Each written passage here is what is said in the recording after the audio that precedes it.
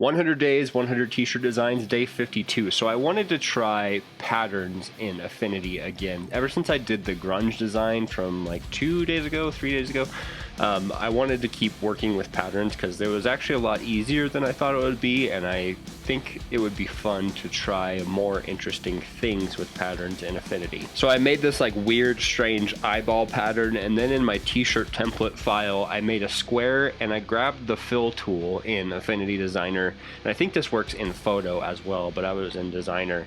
And once you start using the fill tool, you can set the fill to bitmap, as you can see in my really crappy animation here. And that will repeat any image file that you give it to fill with. So I gave it the eyeball template that I had just made, and then I duplicated that a few times and added a nice background color that kind of matched the other colors.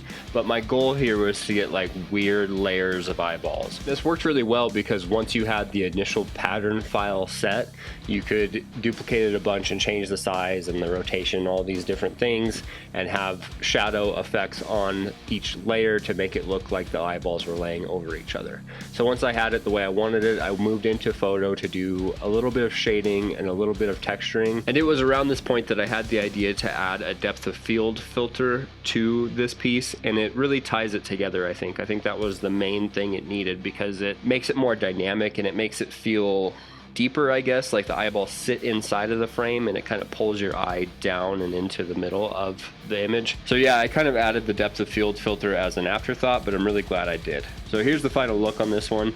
And again, like yesterday, let me be the first to say that it's weird and off the wall and goofy. And it didn't end up as like grimy and gross looking as I thought it would be. It's more clean, but I like it. It was fun to make. Once I understood how to make and use patterns in Affinity, it was actually kind of easy. Okay, thanks for watching this. If you enjoyed, there'll be another one tomorrow.